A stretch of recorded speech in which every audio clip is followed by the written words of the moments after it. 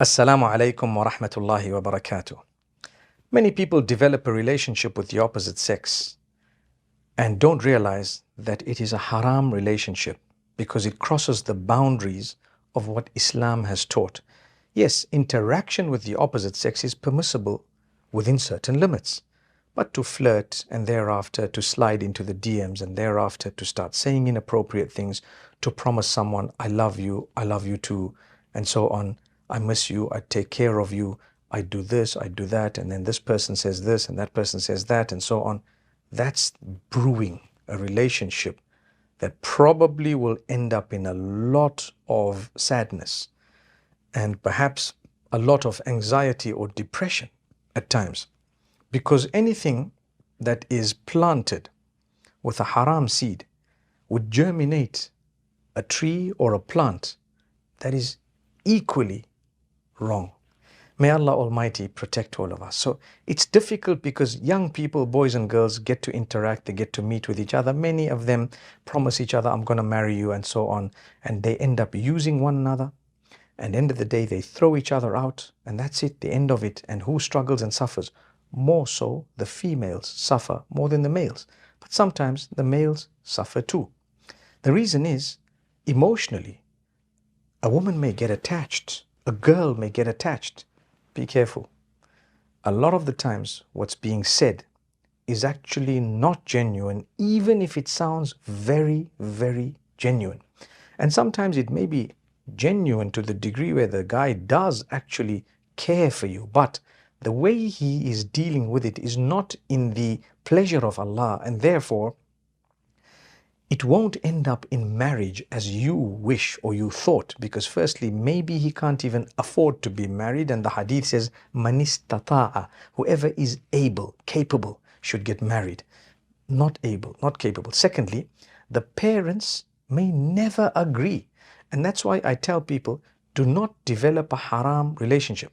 And if it does ever happen, then it better be someone whom your parents would really be proud of, the fact that that person's come to ask for my daughter's hand in marriage.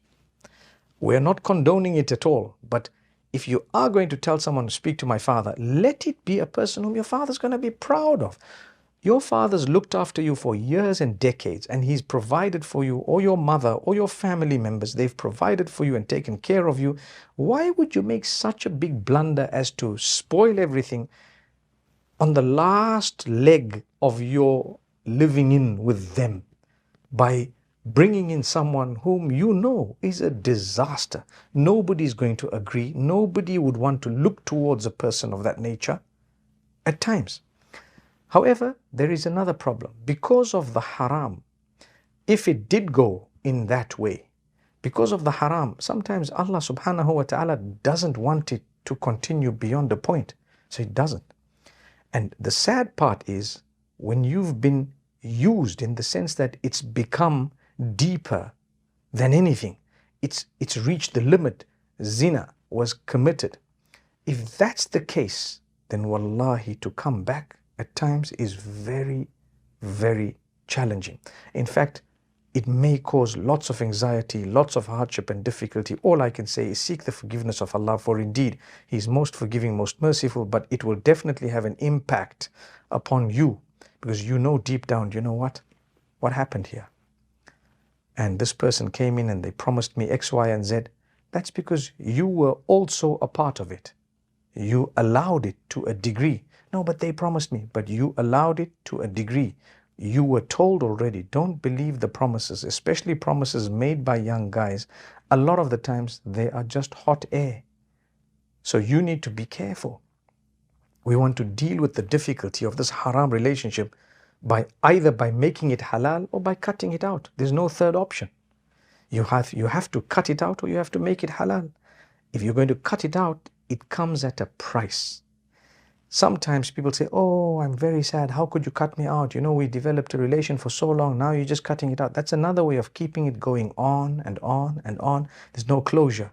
You can slice it for the sake of Allah. And if you do slice it for the sake of Allah, let them deal with the withdrawal Allah will help them if they turn to Allah. And if they turn to shaitan, they won't be helped. And with you, Allah will help you. But whenever a cutting comes and a blocking comes, it needs to be a clean slice. Off, over, gone for good. And then I'm not worried about what's going to happen to this person or that person, because they were not worried when they were developing a haram relationship. And if they really wanted, they could have taken the halal steps. Be brave enough to come and bold enough to come and say, listen, I got to know you, alhamdulillah, I'd really love to get married to you and I want to take this forward, and take it forward. But for someone to keep promising, to keep dilly-dallying, to keep saying things, a year passes or a few months pass, a year passes, 2 years pass and so on. You know what? They're playing you. That's what they're doing. May Allah subhanahu wa ta'ala strengthen us. Many people, when they develop a haram relationship, especially in the subcontinent and even in some other places, they exchange pictures of each other. Sometimes, astaghfirullah, may Allah protect us, they end up exchanging nudes. And when they do that, they become enslaved by that particular person. Even if you send a one-time view, some of these young guys, what they're doing, they take an image of it. Sometimes they're playing with your emotions completely. I know of people who've then passed those images around the whole school. And I know of people who've then passed them online and sold some of this. And I've dealt with cases where people were so suicidal because of what happened to pictures, images, sometimes video calls or audio calls that were recorded by the other party that happened to be inappropriate completely.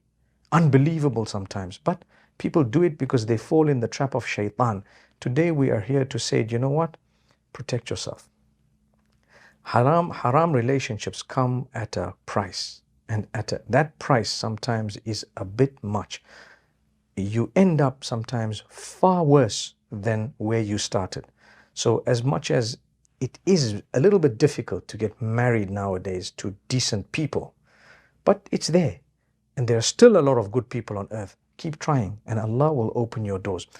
Don't compromise your relationship with Allah for your relationship with someone else besides Allah. Don't compromise your relationship with Allah for a relationship with another human. More so, don't ever compromise your relationship with Allah for something haram that is displeasing to Allah subhanahu wa ta'ala. Imagine Allah has a connection with me. I'm cutting that to connect with someone else. Where am I left? I'm left in the hands of shaitan. That's exactly what has happened. So in order to protect ourselves from this, we must ensure and make sure that we stay in a way that is befitting who we are and what we should be doing.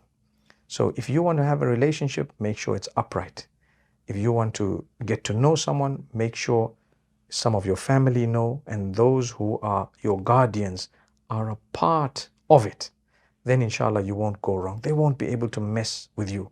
They won't be able to play games with you. And only the serious ones would come in. You know what?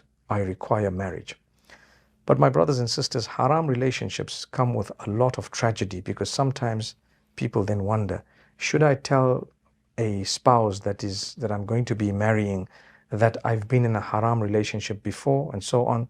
The truth of the matter is, if you've repented and you've turned back to Allah subhanahu wa ta'ala completely, in that particular instance, you don't have to say anything, because Allah's already wiped it out. It's not there.